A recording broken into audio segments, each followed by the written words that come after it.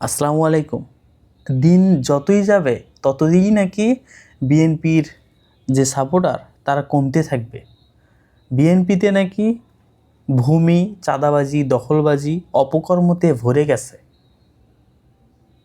এই কথাটাই বলেছেন আমাদের স্বনামধন্য অভিনেত্রী, না মানে জননেত্রী রুমিন ফারহানা। এখন তিনি আরও বলেছেন যে যার জন্যে করলাম চুরি সেই বলতেছে চোর।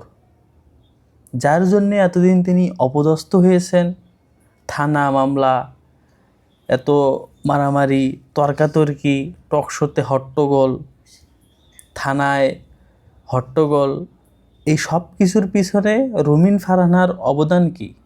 তার কোনো অবদানই ছিল না বিএনপিতে, এটাই তিনি বলেছেন। এবং অত্যন্ত খারাপ যে মন মানসিকতার একটা রাজনীতি, সেখান থেকে বেরিয়ে আসতে পেরে নিজেকে ধন্য মনে করছেন রীতিমতো। এখন একটা প্রশ্ন, এতদিন যাদের পাশে সময় দিলেন তারা কিভাবে আপনাদের মতো এইরকম গুণী অভিনেত্রী, জননেত্রীকে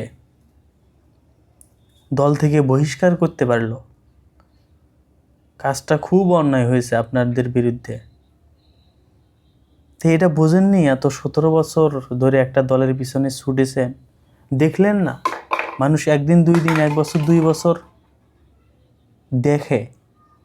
দেখে বোঝে, তারপর সিদ্ধান্ত নেয়। আপনারা তো টানা বহুদিন, আপনার বাবাও এই বিএনপি করত, পত্রিকার অফিসে কর্মরত ছিল, সম্পাদক ছিল। তো এতদিন কিচ্ছু বোঝেননি আপনারা। এই মুহূর্তে, শেষ মুহূর্তে বিএনপি যখন শেষ প্রান্তে নির্বাচনের প্রার্থীতা বাছাইলে মনোনয়ন তো দিলই না, বরঞ্চ খালেদা জিয়ার মৃত্যুর দিনে আপনাদের বহিষ্কার করতে বাধ্য হলো। কি জন্যে? আপনাদের কোনো অবদান নেই বিএনপিতে? কি আপনাদের কোনো অবদান নেই? আপনাদের অবদান তো থাকার কথা। যেভাবে আপনারা দলের পাইচারিতা এবং যে একটা দাসত্বপনা এতদিন করেছিলেন, তার অবদান কি বিএনপি দিল না আপনাদের? কি ভাগ্য! দেখেন এখন স্বতন্ত্র প্রার্থী হয়ে নির্বাচনে জয়ী হয়ে সংসদে যেতে পারেন কি না। মনে হয় তো পারবেন, কারণ এতদিন জননেত্রী হয়েছিলেন, আপনাদের সাপোর্টার আছে না, টকশোতে তো ফাটিয়ে ফেলতেন।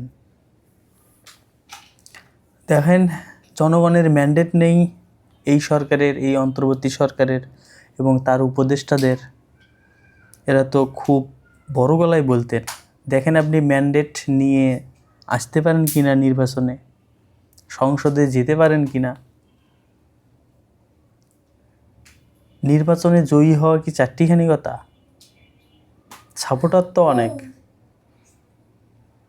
জনগণ নিশ্চয়ই আপনাদের ম্যান্ডেট দিয়ে দেবে এবং আবারও সেই উচ্চস্বরে আপনারা মাঠের রাজনীতি করতে পারবেন, সংসদের রাজনীতি করতে পারবেন, জনগণের রাজনীতি করতে পারবেন। জনগণকে উন্নয়নশীল দেশে পরিণত করতেও আপনাদের অবদান নিশ্চিত। বিরাট অবদান আছে আপনাদের এই উন্নতশীল দেশে। প্লট চেয়েছিলেন না? পরিত্যাগের পর এত কেন সমালোচনা? এই দেশের 17 বছর তো এক ঘুয়ে মেরেছিলেন। এখন গলা উঁচু হয়েছে, বিএনপি চিনতেছে না। বিএনপি এখন বড় শত্রু তো হয়ে গেছে।